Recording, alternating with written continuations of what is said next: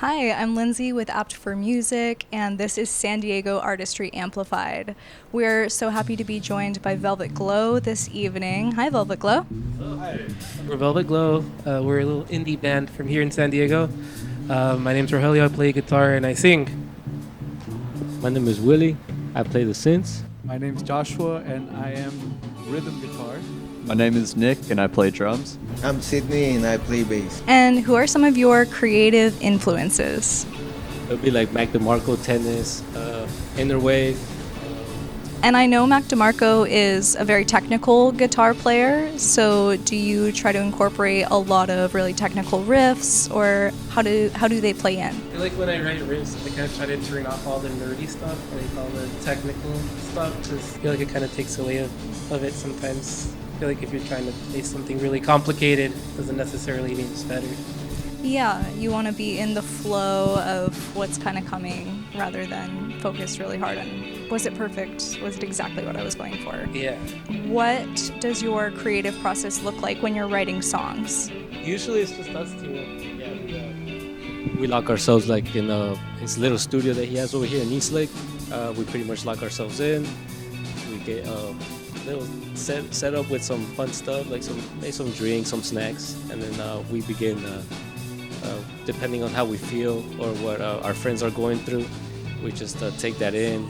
We kind of chew on some ideas, like you said, like the riffs. We just keep it fun. We don't not try to keep the nerdy things out. Mm-hmm. We begin there, and it's usually with the drums, right? We begin with the drums. Half of the time, it's either you're just noodling on something and I like it, or like vice versa. And then we end up adding the drums. But, if it's like, we just kind of mess around, and if something kind of hits, it's like, like, play that again. Yeah. And then, we just kind of riff off of that and build that idea. I'm always curious who writes lyrics. Is it just one of the two of you? Do you kind of share that as a task? Most of the stuff, we just, share, writing the music. I think it's, throwing stuff and see what sticks.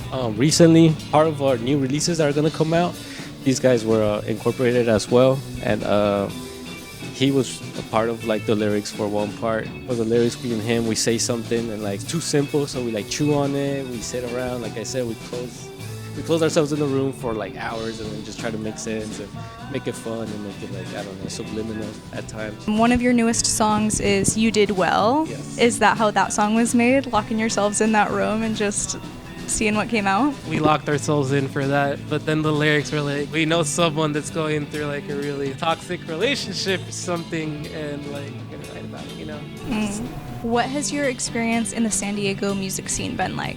I feel like all of us are showgoers, right? So I think it's kind of just a change in role from being a listener to actually playing, because I feel like the scene's changed a lot since COVID. Gotten a lot smaller. It's a lot more DIY than anything.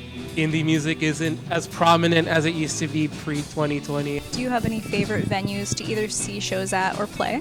I really like Observatory North Park. Soda Bar is a classic one. I kind of like you said, Soda and Casbah, because it's more intimate. It's you're right there.